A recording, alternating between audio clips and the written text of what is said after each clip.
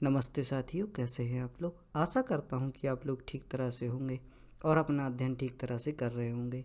भारतीय इतिहास की यात्रा में हमने अपने पिछले व्याख्यान में शक वंश के इतिहास के बारे में समझा, जो पहली शताब्दी के समय भारत में आया। आज के व्याख्यान में हम विक्टोरिया क्षेत्र से आए यवन साम्राज्य के इतिहास के बारे में समझेंगे, जो कि पहली तथा दूसरी ईसवी पूर्व के समय में भारत में आया। आज के अध्ययन में हम विदेशी आक्रमण के अंतर्गत विक्टोरिया से आए हुए ग्रीक का अध्ययन करेंगे, एक महान राजा जो भारत में आया और काफ़ी परिवर्तन लाया, मिनांडर, उसके बारे में अध्ययन करेंगे। यूनानी संपर्क का भारत पर प्रभाव समझेंगे। सिक्कों बनाने की जो कला है, जो कि विक्टोरिया के जो ग्रीक समुदाय के लोग थे उनसे भारतवासियों ने ली, भारत के शासकों ने उसे अपनाया, उसके बारे में अध्ययन करेंगे। ग्रीक लोगों के धर्म एवं दर्शन के बारे में समझने का प्रयास करेंगे। इनके धर्म और दर्शन से भारतीय समाज पर क्या प्रभाव पड़ा, उसके बारे में हम विस्तृत अध्ययन करेंगे। आइए लेक्चर प्रारंभ करने से पहले इस समय के मैप के बारे में समझते हैं। इस समय पर मौर्य शासनकाल भारत में चल रहा था और विक्टोरिया से ग्रीक लोग आए थे। यह जो क्षेत्र है यह विक्टोरिया का क्षेत्र है। यहाँ से ग्रीक लोग भारत में आए थे और यहाँ पर शासन स्थापित करने का प्रयास किया। मौर्य काल के समय यह क्षेत्र सिकंदर के अधीन हुआ करता था। सिकंदर के बाद जो भी यहाँ के जो राजा भारत में आए उनके बारे में हम आज के व्याख्यान में अध्ययन करेंगे। इस अध्ययन के बाद मैं आपको जो भी अध्ययन कराऊंगा उसके साथ आपका जो मैप है उसको इंटरलिंक कराता जाऊंगा, ताकि आपको जो जिस भूभाग में जो घटनाएं होती आ रही हैं उनके बारे में समझने में आसानी होगी। आइए हिंद यवन साम्राज्य के इतिहास के बारे में अध्ययन करते हैं। हम देखते हैं कि इस वंश का जो प्रथम शासक था ड्रमेटियस था, उसने सर्वप्रथम भारतीय सीमा में प्रवेश किया। इस वंश का जो प्रथम शासक ड्रमेटियस था, इसने भारतीय सीमा में प्रवेश करने का सर्वप्रथम साहस किया। इस वंश का सबसे प्रसिद्ध शासक मिनांडर था, जो बौद्ध ग्रंथों के अनुसार मिलिंद के नाम से जाना जाता है। राजा मिलिंद और बौद्ध भिक्षु नागसेन के बीच धर्म संवाद को मिलिंद पन्नु नामक जो ग्रंथ है उसमें संकलित किया गया है। इस वंश में 30 से अधिक शासक रहे जो आपस में लड़ते रहे।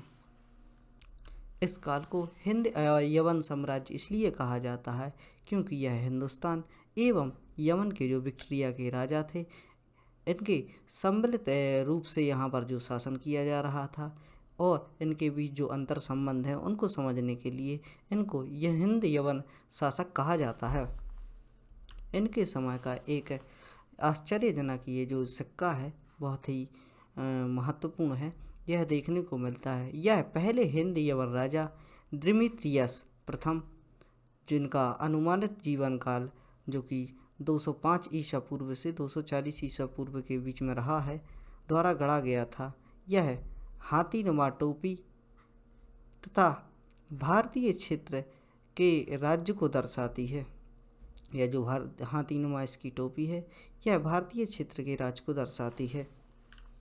आइए भारत को जो यूनानियों द्वारा दी गई जो शिक्षाएं हैं उनके बारे में अध्ययन करते हैं कि भारतीय लोगों को यूनानियों की क्या क्या देन है, क्या क्या इनसे हमें सीखने को मिला, या कौन सी सभ्यताएं हमारे भारतीय समाज में सम्मिलित हुईं।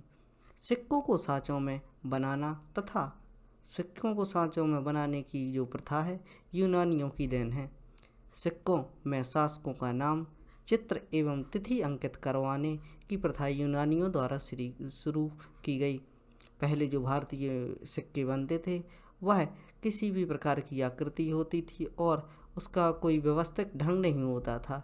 यूनानियों के सिक्कों को देखकर भारतीय शासकों ने उनके जो सिक्के थे उन पर तिथि अंकित करवाने की प्रथा प्रारंभ की एवं राजाओं के चित्र भी इसमें अंकित करवाना शुरू कर दिया था। इसके पहले जो सिक्के थे उनमें देवी देवताओं के चित्र होते थे। भारतीय सभ्यता में जो इसके पहले सिक्के चलते थे उनमें देवी देवताओं के सिक्के होते थे, लेकिन जो हिंद वंश शासक आए उनको उनके जो सिक्के होते थे उनमें शासकों के चित्र बनाए जाते थे। तो उसी प्रकार भारतीयों ने भी अपने सिक्कों में अपने राजाओं एवं शासकों के जो चित्र थे वो अंकित करवाना प्रारंभ कर दिए। सप्ताह के 7 दिन, 12 राशियाँ एवं कैलेंडर के वर्ष यूनानियों की देन है। जो सप्ताह जो आज हम पढ़ते हैं और जो हफ्ते में जो 7 दिन होते हैं, 12 राशियाँ एवं कैलेंडर वर्ष यूनानियों की देन है। पन्नव वंश के शासक गोदोफर्नेस था। पन्नव वंश का जो शासक था वह गोदोफर्नेस था। इसी के शासनकाल में ईसाई धर्म के प्रचारक सेंट थॉमस 31 ईस्वी में वेटिकन सिटी से भारत आए थे। जो ईसाई धर्म के जो प्रचारक थे सेंट थॉमस 31 ईस्वी में वेटिकन सिटी से भारत आए थे। इससे हमें पता चलता है कि ईसाई धर्म का आगाज बहुत समय पहले ही भारत में हो चुका था और जो ईसाई धर्म के जो धर्म प्रचारक थे वो पहले से ही भारत में आते रहे हैं। इसकी जानकारी तख्ते वही अभिलेख से प्राप्त होती है। जो गोदाफर्नेस जो शासक थे उनके शासनकाल में सेंट थॉमस आए थे, उसकी जो जानकारी है वह तख्ते वही अभिलेख से मिलती है। गोदाफर्नेस की राजधानी तक्षशिला थी। जो गोदाफर्नेस शासक थे इन्होंने अपनी राजधानी तक्षशिला को बनाया था, जो कि शिक्षा का प्रमुख केंद्र था। आइए विदेशी आक्रमण जो कि बैक्टीरिया के ग्रीकों द्वारा किए गए उनके बारे में नज़र डालते हैं। उत्तर पश्चिम क्षेत्र जो कि पंजाब क्षेत्र था में विदेशियों के आक्रमण मौर्योत्तर काल से ही प्रारंभ हो चुके थे। इसमें सबसे पहले आक्रांता बैक्टीरिया थे। जो बैक्टीरिया के ग्रीक लोग थे, इन्होंने सर्वप्रथम यहाँ पर आक्रमण करना प्रारंभ कर दिया था, जो कि भारत का उत्तर पश्चिम क्षेत्र था। पूर्ववर्ती भारतीय साहित्य में इन्हें यवन नाम से संबोधित किया जाता है। जो पहले के भारतीय साहित्य लिखे गए उनमें इन्हें यवन के नाम से संबोधित किया गया, क्योंकि यह यवन से आए थे, उस क्षेत्र को यवन कहते थे, इसलिए इनको यवन नाम से संबोधित किया। सिकंदर ने अपने पीछे, इस समय जो सिकंदर शासन कर रहा था, जो कि मौर्य काल में ही कर रहा था, उसके बारे में उसने अपने पीछे विशाल साम्राज्य छोड़ा था, जिसमें मैसेडोनिया, सीरिया, विक्ट्रिया, पार्थिया, अफगानिस्तान एवं उत्तर पश्चिम भारत के कुछ भाग शामिल थे। इस साम्राज्य में ये मिडिल ईस्ट से लेकर इसका जो साम्राज्य था वह भारत के उत्तर पश्चिम भारत तक फैला हुआ था। इस साम्राज्य का एक बड़ा भाग सेल्यूकस के अधीन था, जो इसका राजदूत था, किसका, सिकंदर का, सेल्यूकस निकेटर, वह उसके अधीन उसने यह साम्राज्य जो भारत का साम्राज्य था यह सौंप रखा था। बाद में यह क्षेत्र इसने चंद्रगुप्त मौर्य को सौंप दिया। जैसा कि हम कहानी में पढ़ते हैं कि जो सिकंदर था उसका सीधा विरोध या डिस्प्यूट चंद्रगुप्त मौर्य के साथ नहीं हुआ था। इसने अपने जो गवर्नर था, जो राजदूत था, सेल्यूकस निकेटर, उसको आक्रमण करने के लिए चंद्रगुप्त के पास भेजा और चंद्रगुप्त की पराक्रम एवं वीरता के कारण वह उस युद्ध में पराजित रहा। पराजित होने के बाद उसने अपनी जो भी पुत्री थी हेलेना, उसका विवाह चंद्रगुप्त मौर्य के साथ कर दिया था और उसे उत्तराधिकारी, उसे अपने ही राज्य का उत्तराधिकारी घोषित कर दिया था। लेकिन उत्तराधिकारी होने के साथ साथ यह जो सेल्यूकस निकेटर था यह एक योग्य शासक था, अतः यह विवाह संबंध स्थापित करके भी यहाँ पर राज कर रहा था। इस प्रकार सेल्यूकस निकेटर के बाद जो शासक आए वह योग्य होते हुए भी इस साम्राज्य के अधीन विघटन होता रहा, चूँकि यह साम्राज्य मौर्य साम्राज्य के अंतर्गत आता था, जो कि बहुत ही प्रभावशाली था। उसी के कारण जो इसका जो क्षेत्र था वह धीरे धीरे विघटित होता गया। शासकों में उतनी अधीनता नहीं थी जितनी कि स्वयं का राज्य चलाने के लिए होनी चाहिए, अतः यह राज्य दिनों दिन विघटन की स्थिति में जाता रहा। विक्ट्रिया के राजा डियोडोटस द्वितीय ने अपने देश को सेल्यूकस के साम्राज्य से अलग कर दिया। जो विक्ट्रिया में राज कर रहे थे डियोडोटस द्वितीय, उन्होंने अपने जो साम्राज्य था उस साम्राज्य से सेल्यूकस के साम्राज्य को अलग कर दिया।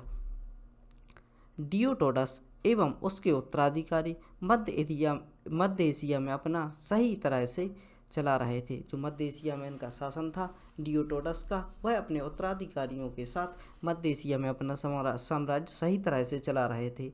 लेकिन इसके बाद एक शासक आया जिसका नाम था डेमेट्रियस। डेमेट्रियस एक ऐसा शासक था जिसने अपना जो साम्राज्य था उसको विस्तार करने की नीति अपनाई।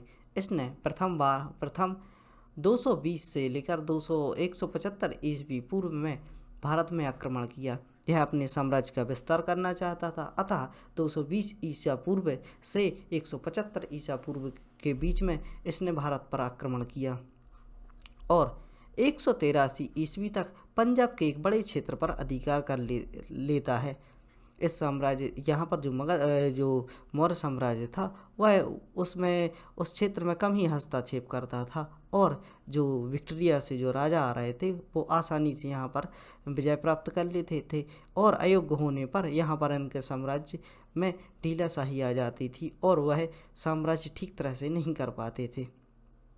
इस प्रकार जो 183 ईस्वी का जो समय था, ईसा पूर्व का जो समय था, इस समय में पंजाब के क्षेत्र में ऐसे ये डेमेट्रियस क्या कर लेता है, यहाँ पर वो शासन स्थापित कर लेता है तथा साकल को अपनी राजधानी बना लेता है। डेमेट्रियस जो शासक था वह भारतीय सभ्यता में घुल गया क्योंकि डेमेट्रियस ने भारतीय राजाओं की उपाधि धारण की तथा यूनानी एवं खरोष्टी दोनों लिपियों वाले सिक्के चलवाए थे।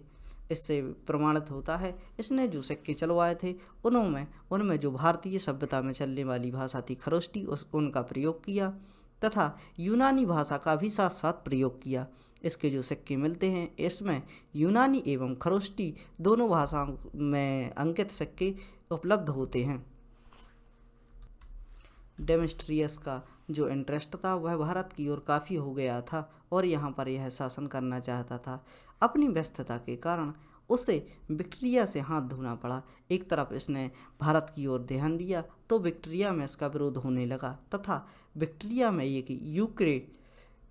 यूक्रेटियस नाम के शासक ने, यहाँ पर एक अधिकारी ने जो कि इसका विरोध कर दिया तथा इसको विक्टोरिया से हाथ धोना पड़ा और यहाँ पर यूक्रेटियस का शासन हो गया।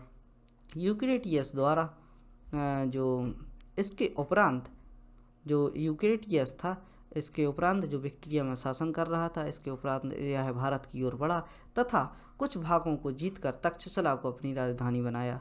उत्तर पश्चिम के क्षेत्र पर इसने जो अपना युद्ध अभियान प्रारंभ किया तथा उस क्षेत्र पर अधिकार करके तक्षशिला को अपनी राजधानी बना लिया। यूक्रेटियस के जो सिक्के हैं वह विक्टोरिया, सिस्तान, काबुल की घाटी, कापिस और गांधार में मिलते हैं। संभवतः झेलम तथा पश्चिमी पंजाब में उसके अपने राज्य में मिला लिया था। जो यूक्रेटियस था इसने झेलम के जो पश्चिमी क्षेत्र था, जो पंजाब क्षेत्र था, उसे अपने साम्राज्य में मिला लिया था।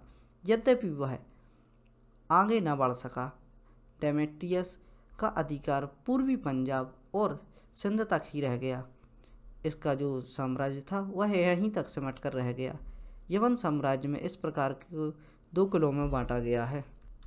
भारत में जो यवन साम्राज्य के जो राजा राज कर रहे थे वह 2 साम्राज्यों में बटे हुए थे।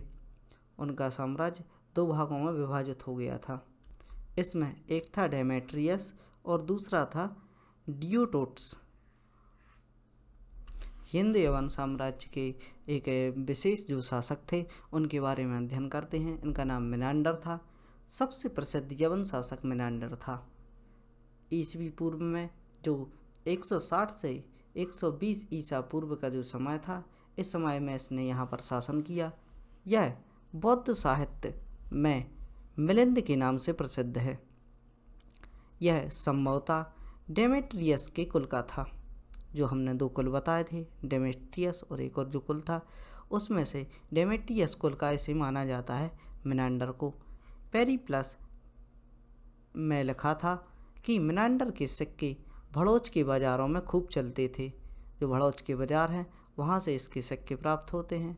अतः जो एक ग्रंथ है पेरिप्लस, इसमें भी इसका वर्णन मिलता है। स्वात की घाटी में एक मंजूषा मिली है जिस पर मिनेंडर का एक नाम खुदा हुआ है। एक जो पात्र मिला हुआ है स्वात की घाटी में, उस पर मिनेंडर का नाम खुदा हुआ है। इन प्रमाणों से स्पष्ट होता है कि मिनेंडर के राज्य में अफगानिस्तान का कुछ भाग, जो अफगानिस्तान के क्षेत्र से यहाँ पर जो साक्ष्य प्राप्त हुए हैं, इनके अनुसार जो अफगानिस्तान का कुछ भाग था और उत्तरी पश्चिमी सीमांत प्रदेश इसमें सम्मिलित थे, क्योंकि इन क्षेत्रों से इसकी साक्ष्य मिलते हैं, इसके जो सिक्के हैं और जो भी साक्ष्य मिले हैं, इनके नाम का जो गुदा हुआ पात्र मिला है, इसके अनुसार इन दोनों क्षेत्रों को इसके सीमांत क्षेत्र माना जाता। यूनानी संपर्क का भारत पर प्रभाव। प्रायः यह कहा जाता है कि भारत पर यूनानी सभ्यता का प्रभाव जमाने का कोई कार्य जो सिकंदर नहीं कर पाया, वह भारत में इंडो ग्रीक साम्राज्य स्थापित होने के पूर्ण हो गया था। जो सिकंदर था, जो विश्व विजय का सपना देख रहा था एवं विश्व के कई देशों पर अधिकार करना चाहता था, उसका सपना कम उम्र में उसकी मृत्यु हो जाने के कारण अधूरा रह गया। इसलिए यह माना जाता है कि जो सपना सिकंदर ने देखा था वह स्वयं तो पूरा नहीं कर पाया, लेकिन इंडो ग्रीक साम्राज्य स्थापित होने से यह पूर्ण हो गया। इस पक्ष पर और साथ ही कथाकथित गांधार शैली के ग्रीक प्रभाव के विषय में विद्वानों के जो गांधार शैली के जो गांधार शैली पर जो ग्रीकों का प्रभाव रहा, उसके विषय में विद्वानों के भिन्न भिन्न मत हैं। कुछ विद्वान जैसे कि B.A. स्मिथ एवं W. टर्न जैसे इतिहासकारों ने यूनानी प्रभाव का नगण्य माना। जो यूनानी प्रभाव हैं उनको नगण्य माना, यानी इन्होंने माना कि इनका भारतीय सभ्यता पर उतना प्रभाव नहीं पड़ता। इनके अनुसार देश के अंदरूनी भागों पर डेमेस्ट्रियस, यूक्रेटाइड्स, मिनांडर आदि के आक्रमण से अल्पकालिक थे, यानी जो भी इनके आक्रमण थे यह अल्पकालिक थे, कुछ कम समय के लिए यह हुए और इनका काफ़ी प्रभाव नहीं पड़ा और उन्होंने भारत की मूल संस्कृति पर कोई प्रभाव नहीं छोड़ा। जो भारत की मूल संस्कृति थी उस पर ऐसा कोई विशेष प्रभाव नहीं छोड़ा जिससे कि कोई परिवर्तनशील बात कही जा सके। उनके अनुसार भारतीय सिकंदर, मिनांडर आदि से विजेताओं के रूप में प्रभावित थे। आदि जो भी मिनांडर, सिकंदर एवं जो भी यह शासक आए, यह एक विजेताओं के रूप में प्रभावित थे। इन्हें संस्कृति का दूत नहीं समझते थे।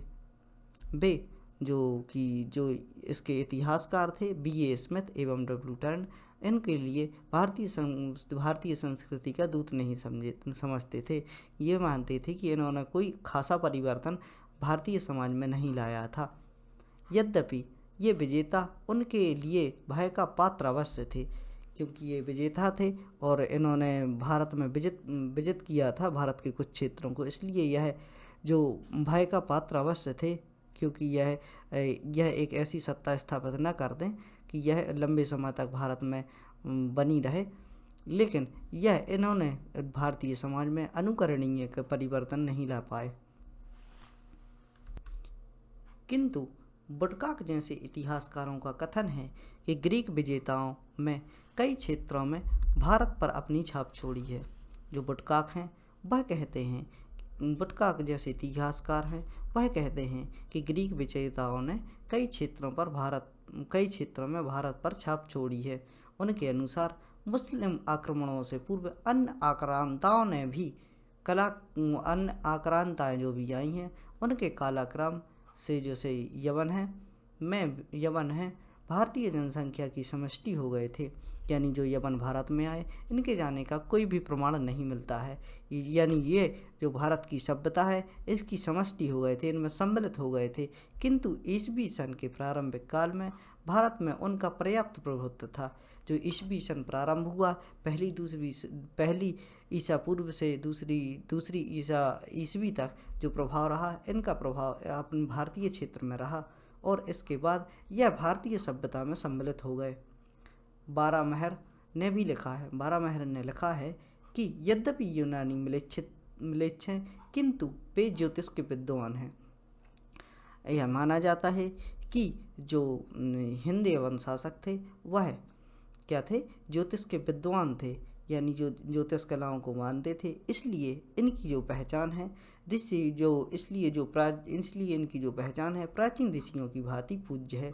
यानी जिस प्रकार हमारे प्राचीन ऋषि मुनि हमारे लिए जो टीचिंग्स दे गए, जो भी शिक्षाएं दी गई थी, जो कि योग के बारे में शिक्षा हो, ज्योतिष के बारे में शिक्षा हो, उसी प्रकार यह भी उसी प्रकार के विद्वान थे।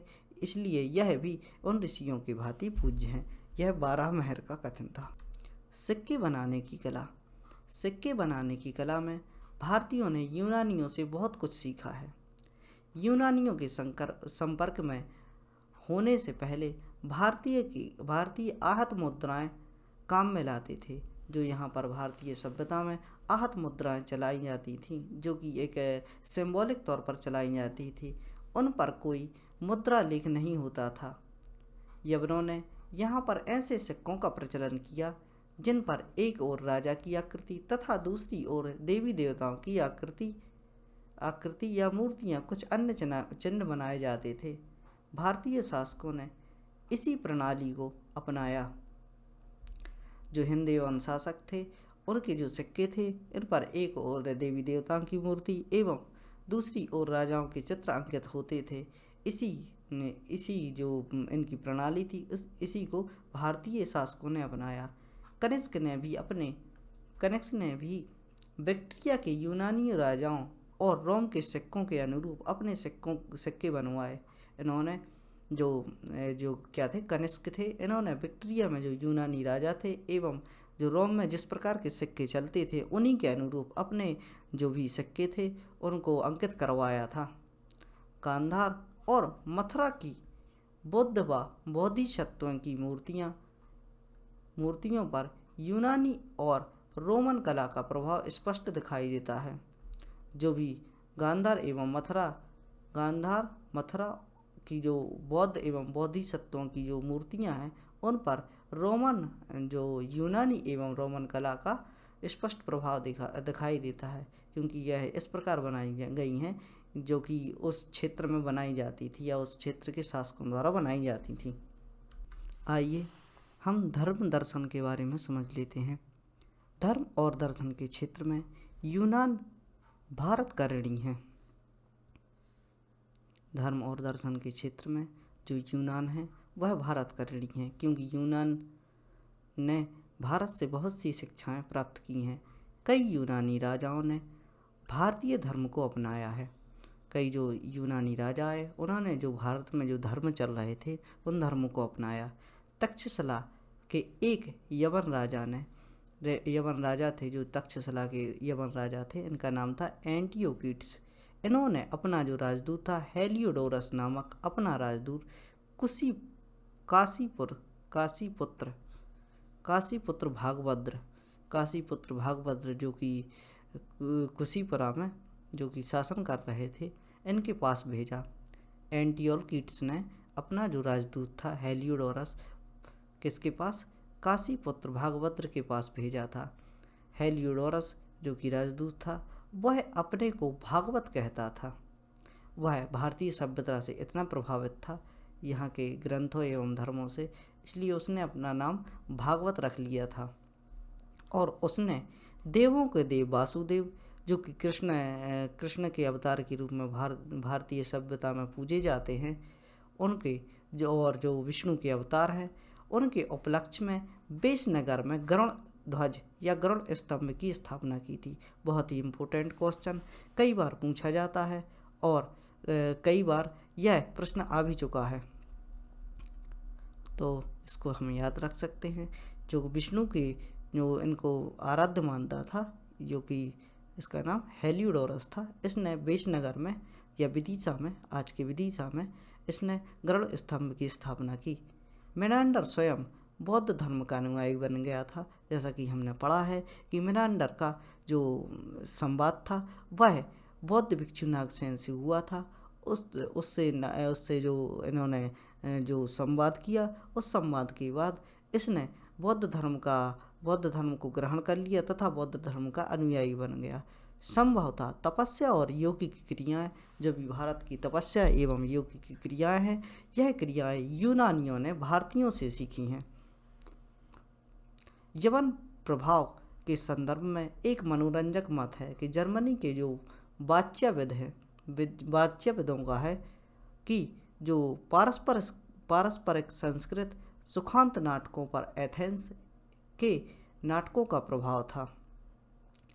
जो संस्कृत के नाटक थे, इस पर जो नाटक थे, सुखांत नाटक थे, उन पर एथेंस के नाटकों का प्रभाव था, जो कि इंडो ग्रीक राजाओं के दरबारों में एवं नगरों में अभिनीत थे।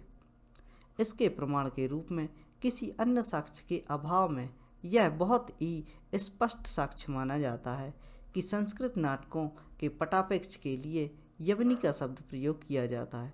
यह भी प्रश्न पूछा जाता है कि जो संस्कृत नाटकों का जो पटापेक्ष था, यानी इस समय का जो इसको प्रयोग करते थे, उसको जो इसके ऊपर एक पर्दा प्रकार का होता था, जिसमें पर्दा गिराने की प्रथा होती थी और उस पर एक चलचित्र चलता था, उसको यवनिका नाम से जाना जाता था। इस शब्द का प्रयोग किया जाता था, किंतु यह इतना हल्का साक्ष्य था कि इसके आधार पर संस्कृत नाटकों पर यूनानियों के प्रभाव सिद्ध नहीं किया जा सकता। यह एक सामान्य रूप का जो साक्ष्य था, इसके ऊपर यह नहीं कहा जा सकता कि ये यहीं की देन है, यह यहीं से प्रारंभ किया गया है। निष्कर्ष रूप में यह कहा जा सकता है कि पारस्परिक संपर्क से भारतीय एवं यवनों के परस्पर संबंध बहुत कुछ ग्रहण किया है। यानी अंतिम रूप से हम यह कह सकते हैं कि भारतीय एवं जो हिंद यवन शासक थे, इन्होंने भारतीयों से एवं भारतीयों ने यवनों से बहुत कुछ सीखा है। इस समय के जो शासक थे, उनके इस प्रकार के सिक्के जो साक्ष्य के रूप में हमें मिलते हैं। इनसे हमें इस समय जो सिक्के ढालने की जो कला थी, उसके बारे में पता चलता है कि यह किस प्रकार राजाओं के चित्रों को अपने सिक्कों पर अंकित करते थे। आशा करता हूँ कि हिंद यवन जो साम्राज्य था, उसको समझाने का जो मैंने प्रयास किया है वह सफल रहा होगा और आप बहुत सी जानकारी प्राप्त कर चुके हैं, जो कि परीक्षाओं की दृष्टि से पर्याप्त है। और यदि आप पीएससी और यूपीएससी जैसी परीक्षाओं की तैयारी कर रहे हैं, तो उनमें जो मेंस का पेपर होता है, उसमें लिखने के लिए और इसमें जो फैक्ट बताए गए हैं, उनका प्रयोग कर अब आप अपने उत्तर को प्रभावशाली बना सकते हैं। और यदि आप इतिहास में रुचि रखते हैं, तो इतिहास का आप वैकल्पिक विषय के रूप में भी चयन कर सकते हैं। इसके साथ ही आज का वीडियो समाप्त करते हैं। खुश रहिए, पढ़ते रहिए। धन्यवाद।